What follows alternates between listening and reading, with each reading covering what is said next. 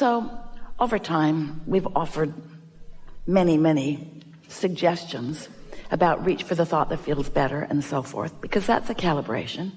We've encouraged you to do focus wheels. That's a calibration. We've encouraged you, when you feel good, to get on a rampage of appreciation so that you really calibrate to what feels good. Everything that we've ever offered to you has been about you calibrating to who you really are.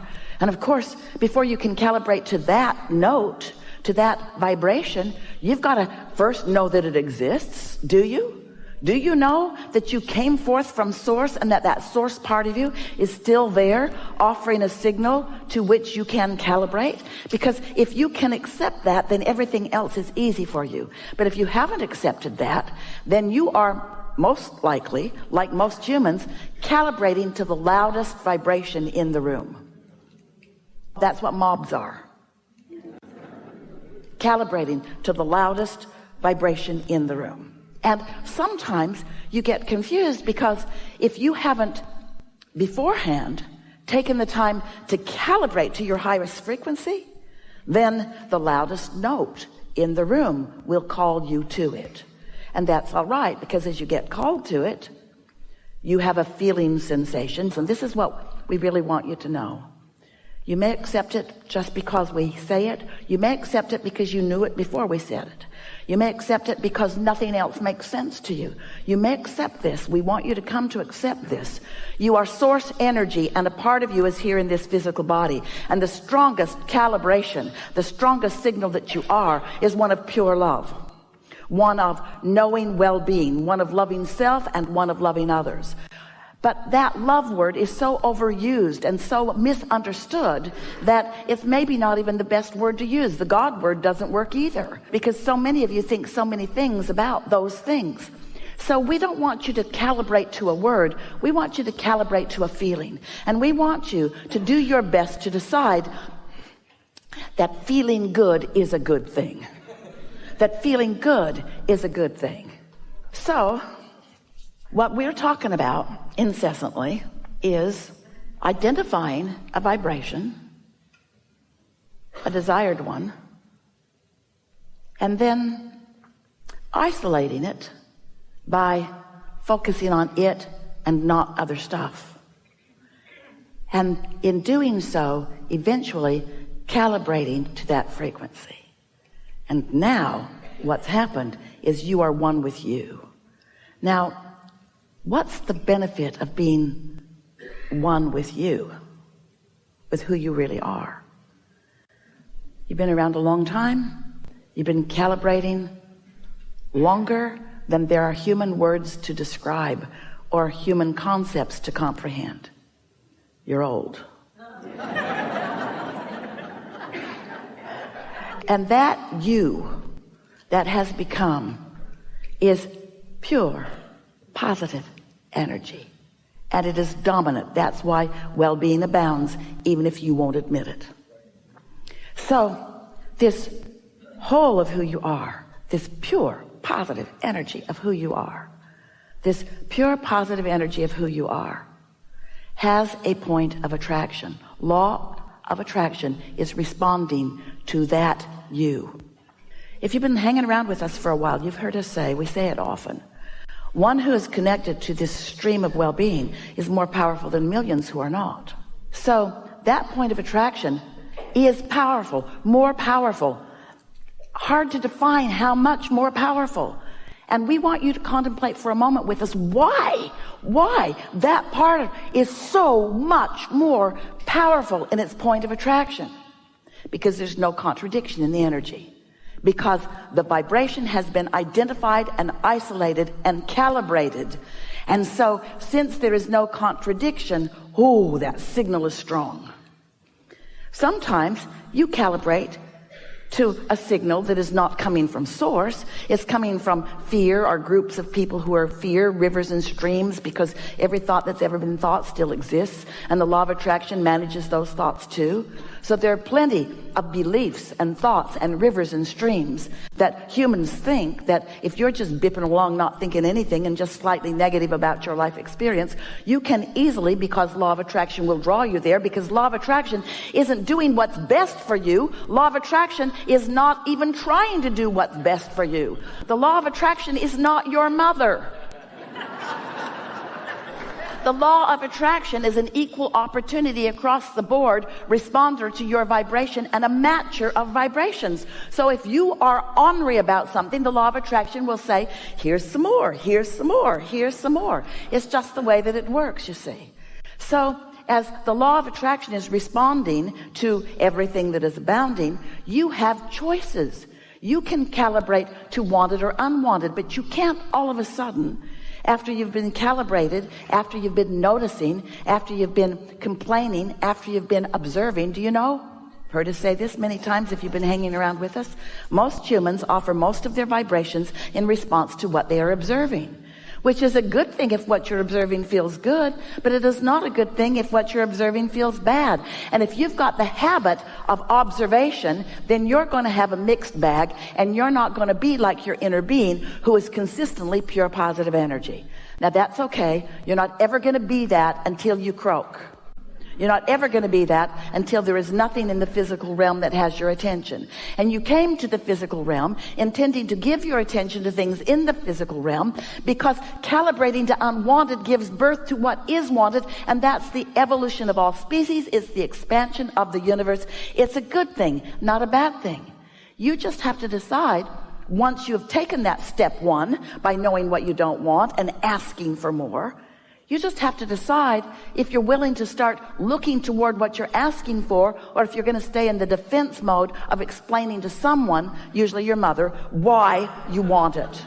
That's what other humans do to you. You say, I would really like this, and they say, what makes you think you deserve that? Most of the world doesn't have that. Who do you think you are?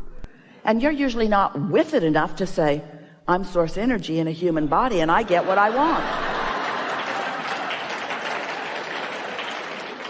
You're usually not frisky enough to say, oh, well, it's nice talking to you. I think I'll go over here where I no longer have to talk to you. Because you are seeking calibration from me. Because now, why do you do that? Why do they, why does anybody, why do you seek understanding of others? Why do you want them to get you? Why do you want them to get you? Because if they get you, you feel better. You feel better than if they don't get you. We get that. But why is it important for them to get you? Here's the answer. Here's our answer. Take it or leave it. Here's our answer. The reason that you want humans to get you is because you've forgotten who really gets you. You've lost track of what it feels like to really be tuned in. So we don't want you to tune to this frequency. We don't want you to calibrate to the frequency of source for the power of it, although it is powerful beyond description. We don't want you to calibrate to that for the power of it. We want you to calibrate to that for the pleasure of it. And stop looking for love in all the wrong places. Stop looking for it with somebody who's depressed, or somebody who's jealous, or somebody who's lost.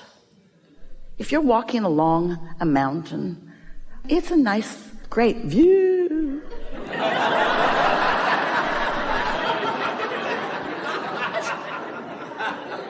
And you're not feeling all that stable. And there are a couple of people with you. One, clumsy and dumb. Chances are that person's going to walk right off the cliff and not even know it.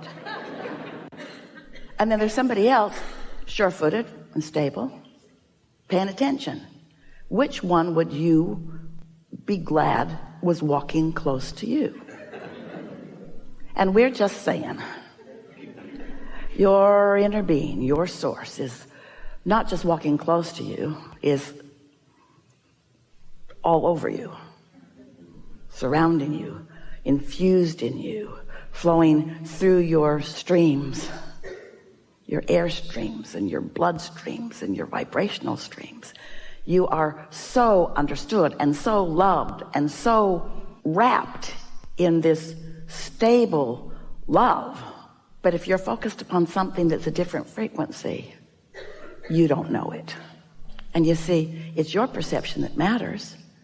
Your inner being can love you unequivocally, as your inner being does, eternally. But if you don't know it, you don't get the benefit of it. If you know something else, you're blocking that. If a tree falls in the forest and there's no one there to hear it, did it make a sound? Nope.